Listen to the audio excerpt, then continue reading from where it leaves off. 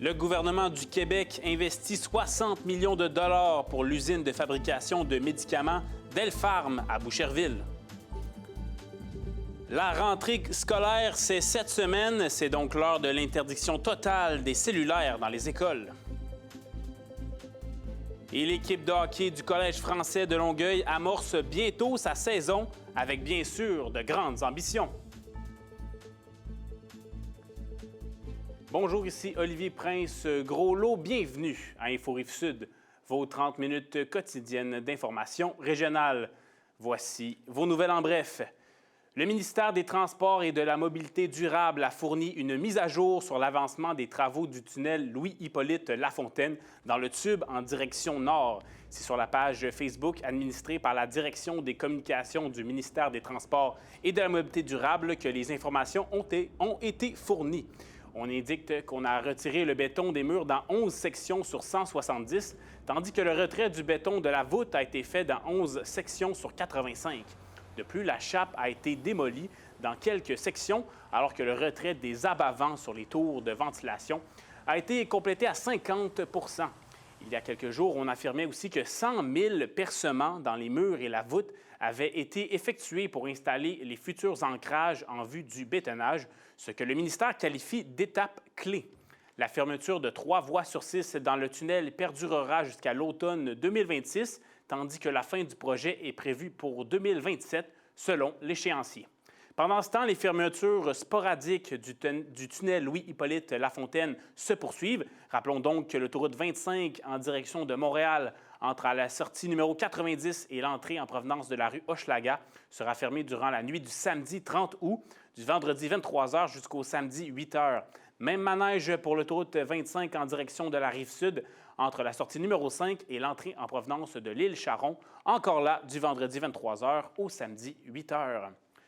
Allons du côté de Boucherville avec la rentrée scolaire. La Ville a lancé un appel à la prudence et à la collaboration de tous les usagers de la route avec la création d'une campagne de sécurité routière intitulée « On vise 100 % rien de moins ». La Ville souhaite ainsi sensibiliser les automobilistes à l'adoption de comportements plus sécuritaires près des établissements scolaires.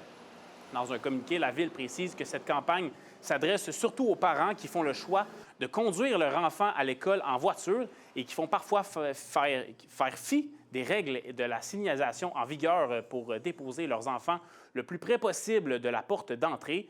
Dans le cadre de la campagne, des bollards de rue affichant les messages clés seront installés près des entrées des écoles ainsi qu'à d'autres emplacements névralgiques à Boucherville. La Ville rappelle aussi aux automobilistes de respecter les limites de vitesse en zone scolaire, fixées à 30 km/h, de déposer leurs enfants aux bons endroits, d'écouter les brigadiers et d'éviter les manœuvres imprudentes. Traversons à Longueuil maintenant. Dans le cadre du programme de sécurisation aux abords des écoles, une rue-école a été instaurée l'an dernier devant l'école primaire Hubert-Perron. La Ville a annoncé que cette rue-école sera maintenant permanente à partir de cette rentrée scolaire, ce qui est une première pour Longueuil. Il s'agit d'une rue dans laquelle la circulation automobile n'est pas permise, ce qui permet aux enfants de profiter d'un espace sécurisé et convivial pour jouer en tout temps. Le secteur a d'ailleurs été réaménagé et embelli par une équipe de la Ville. Et finalement, continuons dans le thème de la rentrée. Le 1er mai dernier, le ministre de l'Éducation du Québec, Bernard Drainville, a annoncé qu'il imposerait une interdiction totale des cellulaires dans les écoles primaires et secondaires de la province à partir de la rentrée 2025. C'est donc dire que l'utilisation du cellulaire, des écouteurs ainsi que de tout appareil mobile personnel sera donc interdite en classe du début à la fin des cours, mais également durant les pauses et l'heure du dîner, et ce sur l'ensemble du terrain des établissements scolaires. Voici donc un reportage de ma collègue Betsy Desjardins à ce sujet. Cette annonce a suscité des réactions mitigées de la part des jeunes. Plusieurs se sont même mobilisés pour organiser des manifestations. Certains parents sont inquiets à l'arrivée de cette nouvelle mesure et de comment celle-ci pourrait affecter leurs enfants, autant à l'école qu'à la maison. C'est le cas de Geneviève Nantais, qui est inquiète pour son fils, qui pourtant ne voit pas d'objection à cette nouvelle mesure. Cette coupure-là qui va être faite, je trouve que c'est très radical.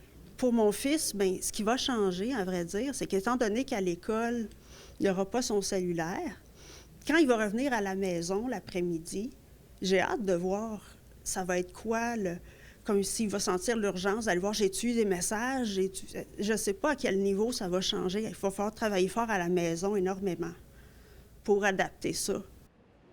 Le rôle des parents est primordial pour que les enfants s'adaptent plus facilement à cette nouvelle mesure, selon Nathalie Couture, psychologue clinicienne spécialisée dans l'accompagnement des enfants et des adolescents.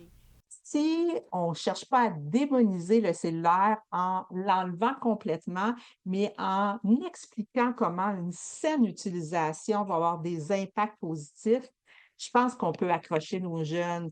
Parce que quand ça fait du sens pour eux, puis quand on prend la peine de les écouter, ils deviennent de très bons collaborateurs, de très bons amis. Le ministre de l'Éducation, M. Bernard Drinville, est du même avis. Selon lui, même si la mesure a été reçue de façon difficile par certains jeunes, une fois que l'adaptation sera faite, ceux-ci ne voudront pas revenir en arrière. La décision que nous avons prise, c'est le fruit d'une consultation qui s'est faite à différents niveaux, y compris auprès des élèves.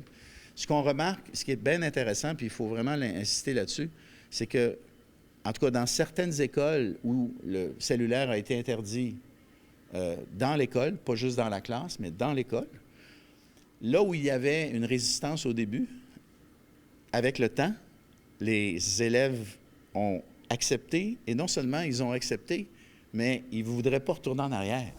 D'ailleurs, selon Mme Couture, retirer le cellulaire des salles de classe aurait plusieurs impacts bénéfiques pour les enfants et les adolescents.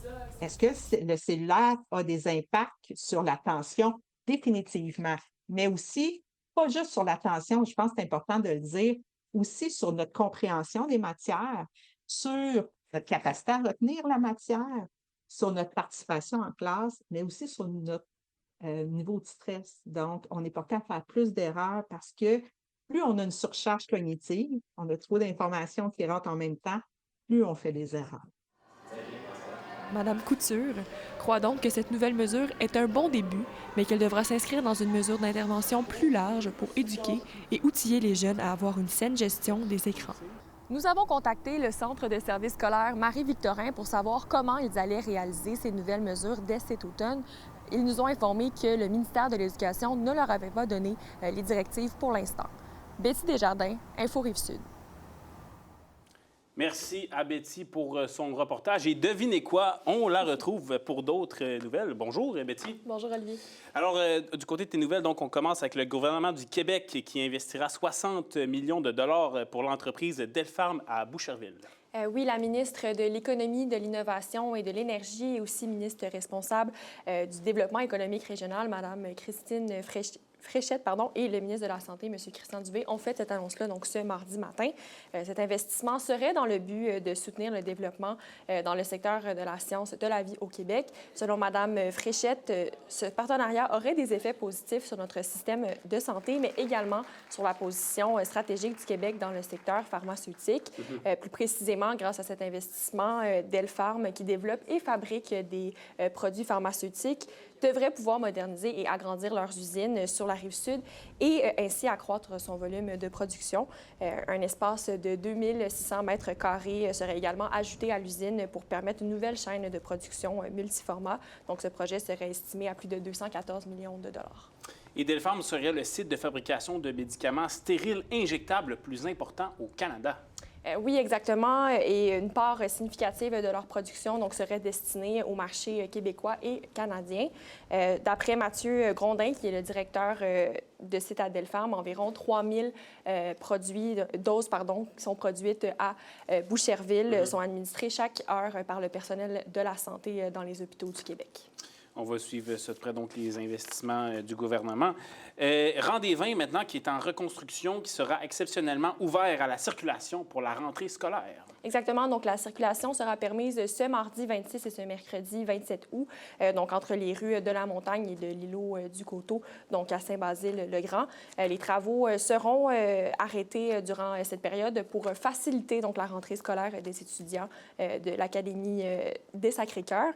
Donc, les membres du personnel des services du génie de la ville seront sur place le 27 août entre 7h30 et 9h près de la zone du débarcadère pour répondre aux questions des citoyens et des citoyennes. Voilà, la rentrée scolaire, ça se sent partout. Merci beaucoup, Betty. Merci à lui. Et après la pause, on vous présente une entrevue terrain avec l'entraîneur-chef du Collège français de Longueuil, Jonathan Castonguay. Restez là.